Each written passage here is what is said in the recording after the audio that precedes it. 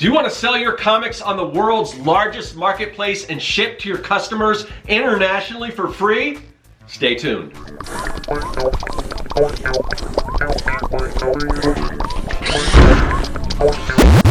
Greetings, people of the internet. I'm Scott with Serkworks Art Labs. Welcome, mad creators, to the underground laboratory where we create robots, aliens, zombies, and other imminent threats to humanity. We also create comics. And I don't know about you guys, but when I create comics, one of the things I want to do is get them out to you so that hopefully you'll pick them up. I mean, the goal is to sell our comics and have people enjoy them. Now, what is the best place to get your comics out there if you want them to be seen and for people to pick them up? Well, that's Amazon. So I'm going to show you how to upload and sell your books on Amazon, as well as provide you with this awesome hack that's going to allow you to circumvent all the exuberant shipping costs that you usually pay to get your books out to international customers and get that to them free for them and free for you. Now, there are some limitations that I will cover, and I've had some pushbacks from other creative professionals about this method, but I'm going to address all of this stuff, put the information out there so that you guys can make an informed decision if this is right for you, if this is something you want to pursue. I'm going to give you all that stuff, so let's get started. Okay, so first of all, let's just address the elephant in the room. This is Amazon we're talking about, and with that come some concerns, depending on what your opinion of Amazon is. For me, it's sort of a love-hate relationship. I view it as sort of a necessary evil. It's kind of like if you can't beat them, join them for me. So I do use Amazon, and they bring in a decent amount of money from sales from books and things for me, but it is Amazon, and because of that, it does take away some sales from, you know, local comic book shops, which I'm a big supporter of. But as an indie artist, to be totally honest, local comic stores don't make a ton of money off of indie artists. It's more the bigger publishers. That's where they get their money. Some of them are very supportive of indie creators and get the books in the stores and everything, but they're not making a ton of money out there. So I don't think we're the biggest concern there. And there are other things that we can do to support our indie comics shops. One of the things that I've talked on this channel about, you know, doing comic exclusive variant covers, and because those are exclusive, you can't get those on Amazon. So offering them something, just a different product, a premium product that they can't get on Amazon. Amazon is the one for the bulk of what you're going to be selling to the average person, but there are people that want something a little extra, something a little more boutique, and that's where you go to your local comic store. So, like I said, alternative covers, remarks, in-store signings, those are the ways that I support my local comic book shop. Another drawback to this method, and another way that we can also support local comic book shops, is this method doesn't really work for floppy comics, individual monthly comics. I mean, I say monthly, I don't put mine out of every month because they take me forever to make, even though they are a floppy.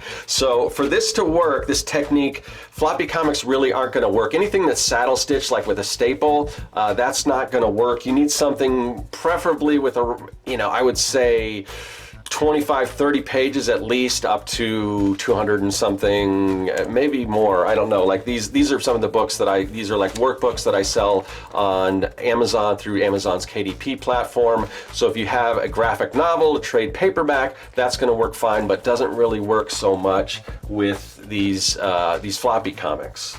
Now, as I mentioned in the intro, there are some creators out there who dismiss this method of selling books through Amazon for a couple reasons. One, on the grounds that they feel that the quality isn't there, and the other is the profitability, what you can sell with print on demand versus offset printing.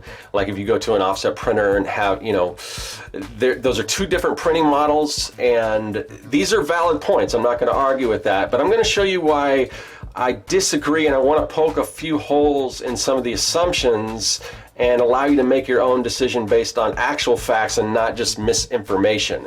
So having said that, I am a huge fan. There's a podcast I'm a huge fan of. It's called Comic Lab, and it's hosted by Dave Kellett, Brad Geiger. They are two of the pioneers of like web comics, and they have built a business around web comics. They really, like I said, they're pioneers. They developed a lot of the systems and everything that work that a lot of us follow, and they are super knowledgeable on many aspects of creating comics, publishing comics, and being successful selling comics. And I highly recommend anyone check out their podcast, because for one thing, they're just amazing to listen to. Even if you're not into comics, it's kind of like Car Talk, but with comics. So even if you're not that into comics, they're just really, I don't know, their personalities are great, and their chemistry between each other and everything, and they've just got a great community over there, all right?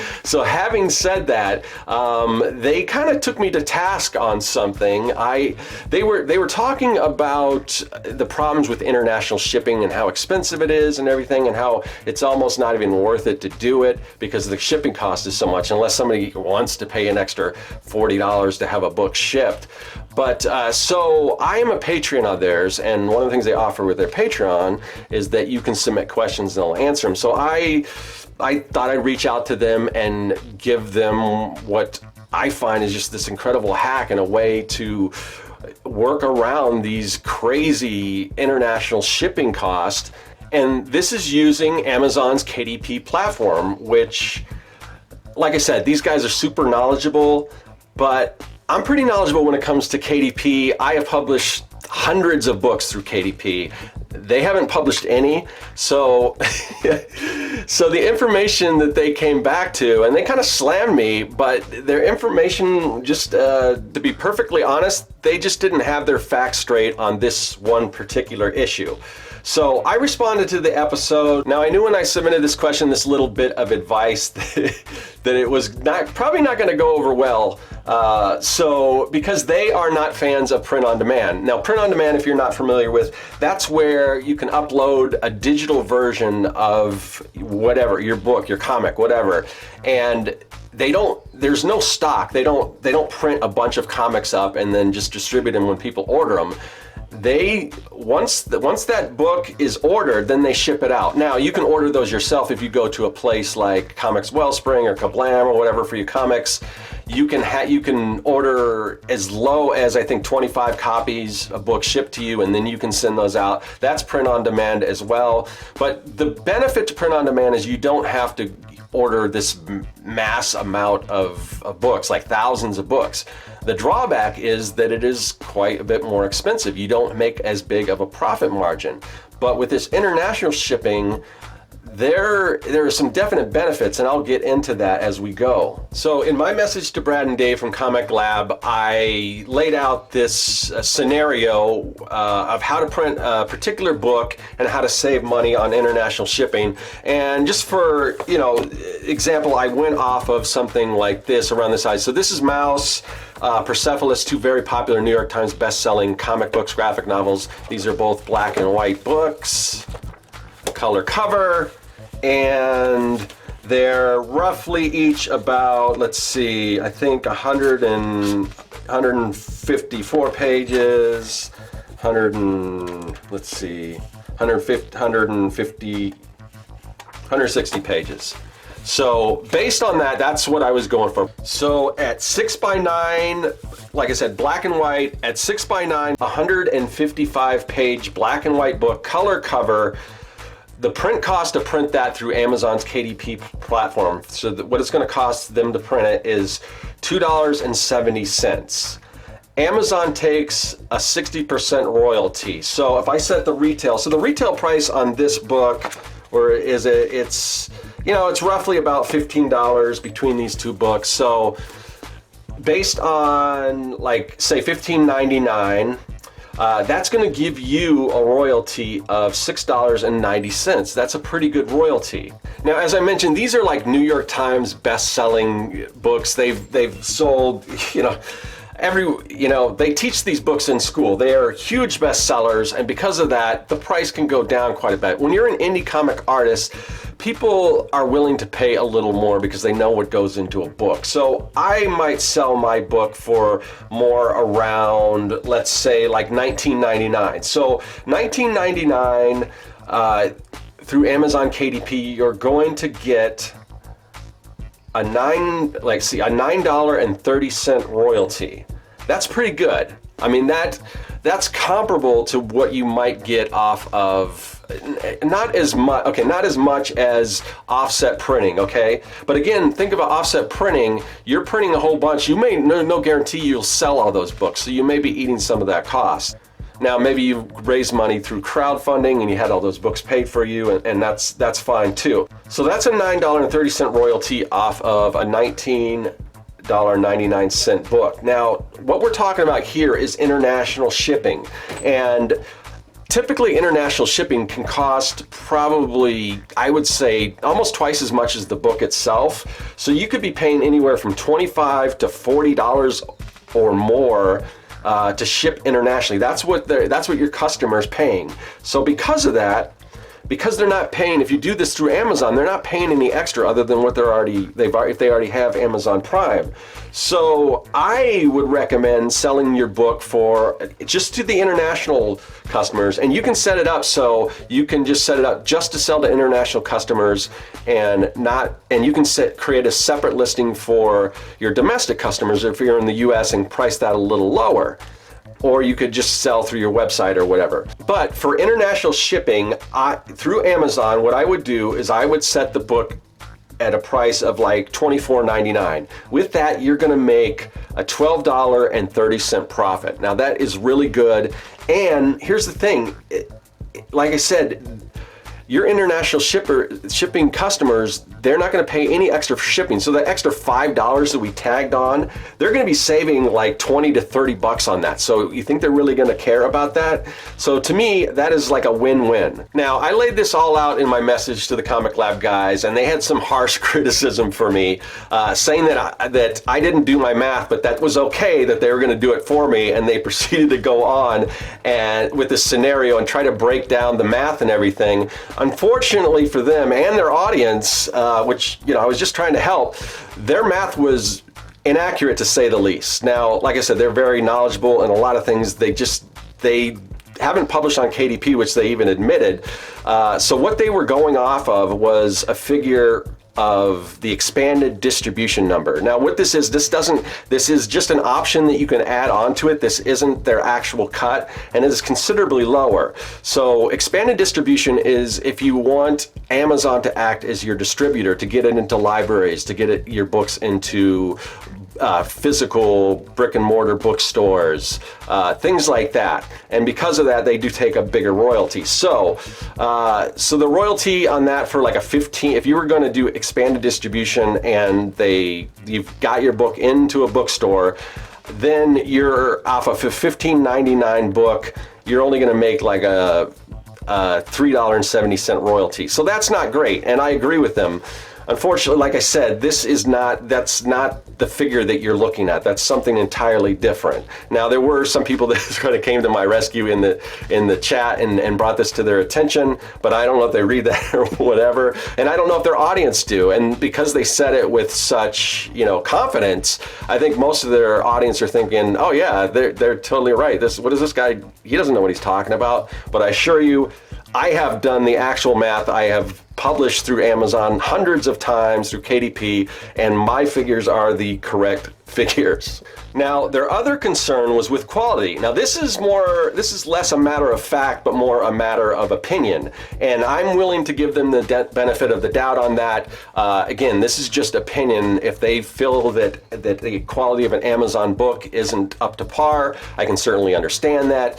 I understand that with print on demand, you aren't going to get as many choices, you're not going to get as many options, and you're not going to be able to reach the quality that you could with offset printing. Now, their conceit is that it's better not to sell internationally at all, to deprive your audience, your international audience, of your book, than to sell them a garbage product. And again, this is opinion. I can see where they're coming from. Maybe they don't want to sell an inferior product, but really, is what you're getting from Amazon KDP an inferior product compared to what? So I'm going to present my case, and if you agree with them that this is just garbage, then I respect your opinion.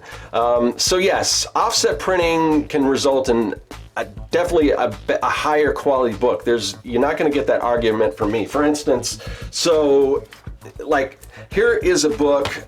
This is by Dave Cumbo.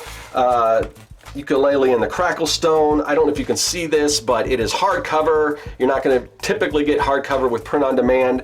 This is embossed. You know, there is more embossing on the back. It's just a beautiful book. You aren't going to be able to get something like this on print on demand. There's no doubt about that. I totally agree. Here's another book that I love. Foil stamped. This whole book is printed on black paper with silver ink. I mean, it is just beautiful. You're not going to be able to get a book of this quality through print on demand. It's just not going to happen. So yes, offset printing, you have way more options. But here's the thing, not all offset printing is that kind of quality, nor does it have to be. I would argue that the majority of books that you are going to get trade paperbacks from some of the big publishers like Marvel and DC aren't going to be like this. They're going to be simple trade paperbacks. That's the bulk of what you're going to get out there, and I would argue that the quality of those books aren't really any better, if that much better, than what you would get from print on demand. So what is a garbage book? Well, if you subscribe to Brad and Dave from Comic Lab's opinion, then this is a garbage book. This is bone. Garbage, right? I don't think so. Just a quick comparison. So here is Bone. This is the collected edition. Now, because this is a collected edition, I mean, it is a huge tome, all right?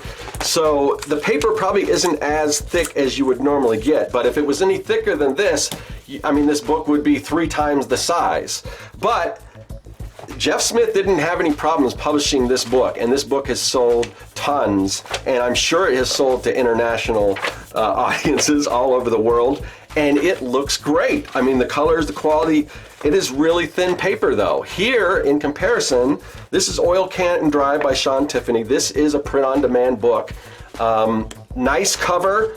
The paper here is thicker than what you're gonna get here. Now, granted, again, this is pretty thin paper, but I could point out, this is Bill Watterson, this is Calvin Hobbes, one of my favorites. The paper here is thinner than this print-on-demand book through Amazon KDP, and I just want to flip through some of the quality of this book. So if you think this is garbage, then then that's your opinion, and that's fine. You don't have to go through with what I'm putting out there as far as an option for printing and selling books through Amazon, especially internationally. But I just want to bring that to your attention because really I don't think the quality is that off. You can have a glossy cover option. This is more of a matte cover, which I'm more of a fan of. Again, black and white. The quality of this book is, I wouldn't have any problems at all selling this.